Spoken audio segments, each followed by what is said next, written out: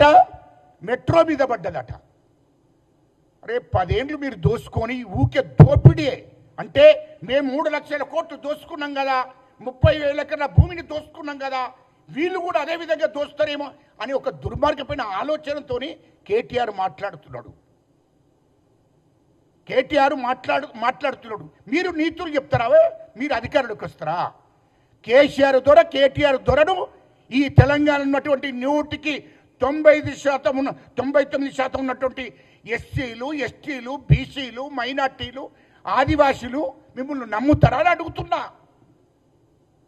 99% ఉన్నటువంటి ప్రజలు దొరను నమ్మే పరిస్థితులు లేరు. అది గుర్తుపెట్టుకో కేటీఆర్. కేటీఆర్ దొరను, కేసీఆర్ దొరను, హరీష్ రావు దొరను నమ్మే పరిస్థితి, మీ కుటుంబాన్ని నమ్మే పరిస్థితులు తెలంగాణ ప్రజలు లేరు అంటున్నా. మీరు నీతులు చెప్తున్నారు. మీరు ఆ నీతులు చెప్పండి. ఎవరు అన్నట్టు సంసారి సందలం అంటున్నట్ట ఏదో రక్షెక్కిందట.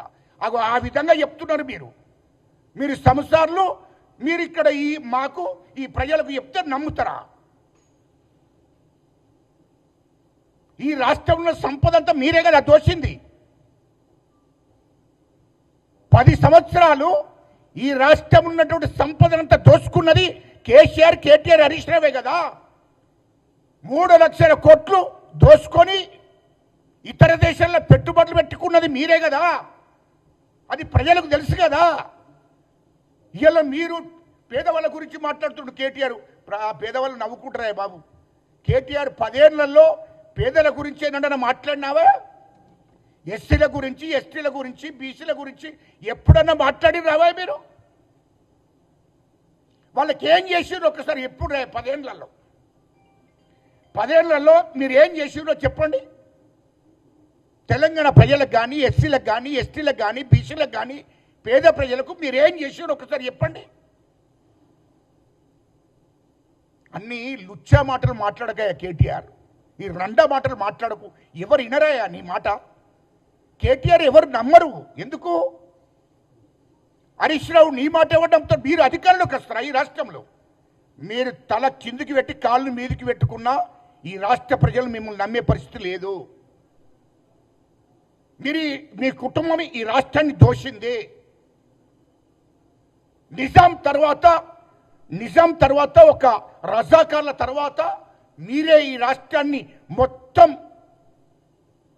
అన్ని వర్గాల ప్రజలు అణిసివేసింది. తెలంగాణ ఉద్యమకాలను అణిసివేసింది. తెలంగాణ ప్రజలు మర్చిపోరు అని అంటున్నా. అది గుర్తుపెట్టుకొని మాట్లాడు కేటీఆర్.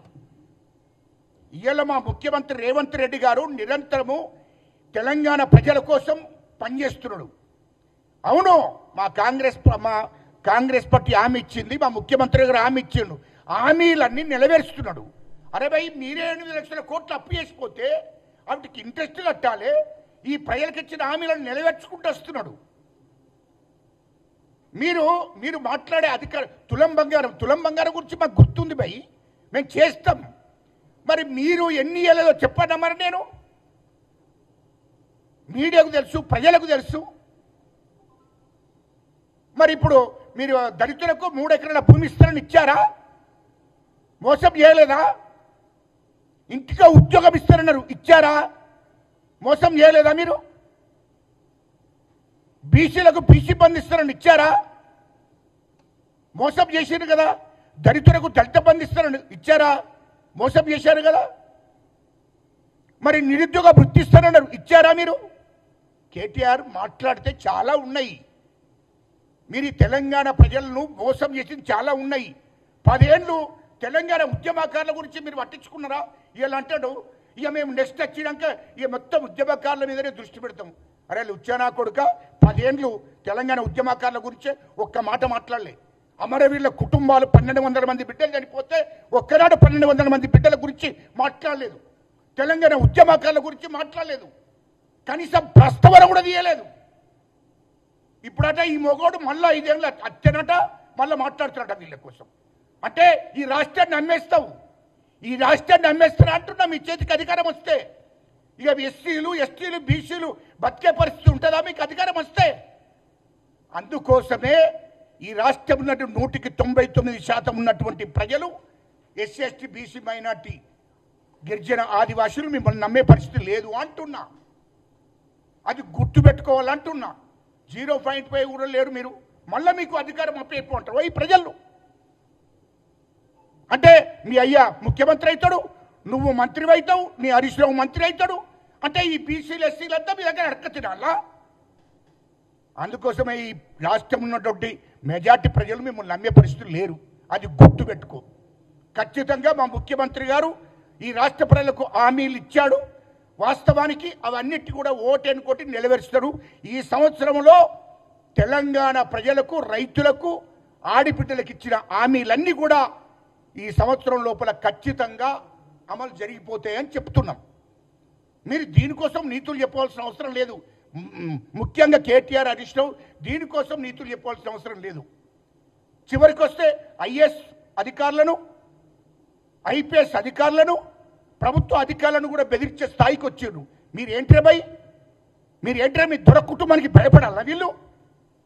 మీ దొర కుటుంబానికి భయపడాలా వీళ్ళు? ఏం తమాషాగా వేస్తున్నారా? ఒక్క అధికారుల జోలికి పోరా. ప్రభుత్వ అధికారులు కానీ ఐఏఎస్ ఐపీఎస్ అధికారుల జోలికి పోండి, మీ సంగతి తెలుస్తాడు. అంటే మేము త్వరలో మాకు భయపడాలని బెదిరిస్తున్నారా? బ్లాక్మెయిల్ చేస్తున్నారా? తమాషాలు చేస్తున్నారా? అంటే తెలంగాణ రాష్ట్రం నీ అయ్యే జాగిరి అనుకుంటున్నావా?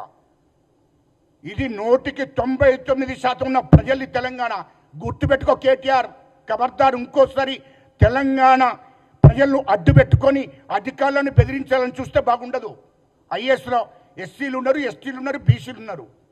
ఐపీఎస్లో ఎస్సీలు ఉన్నారు, ఎస్టీలు ఉన్నారు, బీసీలు ఉన్నారు, మైనార్టీలు ఉన్నారు. అంటే వాళ్ళని బెదిరిస్తున్నావు నువ్వు. అది గుర్తుపెట్టుకో. అలాంటి బ్లాక్మెయిల్ చేసి బెదిరించే కార్యక్రమం పెడితే ఉరుక్కుండే ప్రసక్తే లేదు. తెలంగాణ ప్రజలందరూ కూడా ప్రభుత్వ అధికారులకు అండగా ఉంటారని చెప్తున్నా. అది గుర్తుపెట్టుకొని మాట్లాడు. నీ అయ్య జాగిరి, నీ తాత జాగిరి కాదు తెలంగాణ. జాగ్రత్త మాట్లాడేటప్పుడు నువ్వు జాగ్రత్త మాట్లాడితే మేము కూడా జాగ్రత్త మాట్లాడతాం. ఇష్టం వచ్చినట్టు మాట్లాడితే ఇక్కడ భయపడ్డాడు ఎవరు లేడు. తెలంగాణ కోసం ఆనిసలు కష్టపడ్డ వాళ్ళం. అది గుర్తుపెట్టుకో.